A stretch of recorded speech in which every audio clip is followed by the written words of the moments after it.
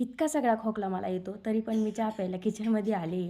तर आत्तापर्यंत मी 2-3 बॉटल तरी खोकल्याच्या पिऊन गेले औषधच्या, तरी पण माझा खोकला काही जातच नाही. दिवाळीत मी बिलकुल पण तेलकट वगैरे काहीच खाल्लेलं नाही, तरी पण मला इतका खोकला येतो आहे म्हणजे.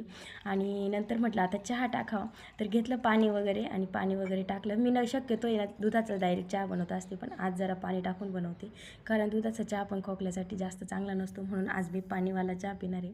आणि त्याच्यामध्ये ना मग नंतर चहा पावडर टाकली आणि साखर नाही एकदम कमी प्रमाणात टाकली, म्हणजे थोडीच टाकली. जास्त साखर टाकली ना तर जास्त गळ्याला त्रास होतो. लग्नाच्या आधी ना मी बिलकुलच चहा पित नव्हती, पण लग्नाच्या नंतर इतकी सवय लागली ना चहाची, डायरेक्ट सकाळ संध्याकाळी एनर्जी ड्रिंकसारखा चहा झालेला आहे. त्याच्यामुळे चहा प्यायची सवय लागली, तर पिवतो आता चहा. तर मी लवकरच आता बंद करणार आहे. आणि हा चहा पिऊन पिऊन मी झाले गोलूमोलू. तर मी झाला मागचे 4-5 वर्षापासून आहे ना बिलकुल तब्येतीकडे लक्ष नाही दिलेलं. त्याच्यामुळं आता मला आहे ना थोडं पाय वगैरे दुखते, टाच वगैरे दुखते. त्याच्यामुळे आता मी उद्यापासून डायटिंग प्लॅन चालू करणार आहे. त्याचप्रमाणे वॉकिंग पण माझी बंद होती भरपूर दिवसांपासून, तर मी वॉकिंग पण आता चालू करणार आहे. कारण की वजन वाढल्याच्या नंतर भरपूर आजार पण लागतात माणसाला त्याच्यामुळं. आणि मी आता चांगलीच गोलूमोलू झाले, त्याच्यामुळं म्हटलं आता जरा वजनाकडे लक्ष देऊ.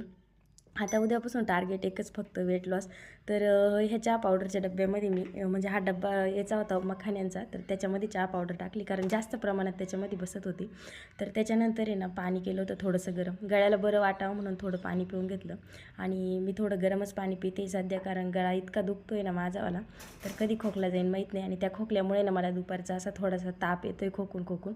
तर समजत नाही काय झालं आहे, इतक्या दिवसांचा खोकला जात नाही. दिवाळीत काही खाल्लं नाही, ना कारंजी खाली ना लाडू खाला ना चिवडा खाला ना काही खाल्लं, तरी पण खोकला येत आहे. तर म्हटलं चला असू दे, जाऊ दे, थोड्या दिवस जाईनच कधी ना कधी. तर त्याच्यानंतर चहा इथं मस्तपैकी उकळून घेतला. बाहेर पाहिलं तर इतकं छान वातावरण झालेलं होतं ना, मस्त सूर्य गेलाच होता आता, आणि असं मावळतं वातावरण होतं, म्हणजे 5-5:30चं वातावरण हे. आणि त्याच्यानंतर आहे ना कोरा चहा चांगला उकळून दिला. त्याच्यानंतर त्याच्यात दूध टाकलं आणि दूध टाकून पण चहा मस्तपैकी उकळून दिला. आणि तेवढ्यात आहे ना पंखू आणि शौर्य ट्युशनवरून आले. आणि ट्युशनवरून आल्याच्यानंतर त्यांना बी चहा दूध तर लागतंच. शक्यतो मी चहा टाकतच नाही, पण मी जर कधी केला तर त्यांना बी चहा पाहिजे दुधामध्ये, तर त्यांना चहा दूध मिक्स पाहिजे. तर त्याच्यानंतर मस्तपैकी चहा वगैरे उकळून घेतला आणि त्यांना दूध वगैरे दिलं. तर आता स्वयंपाकाची तयारी वगैरे करायची, कारण टाईम झाला भरपूर. तर आज स्वयंपाकामध्ये काय बनणार आहे मलाच नाही माहिती, कारण की अजून तर काही फिक्स ठरलेलं नाही आहे. तर बाहेर आली चहा पीत. तर तुम्ही पिले का चहा? चहा पिते तरी पण इतका खोकला येते, तरी पण चहा मला प्यायचाच आहे.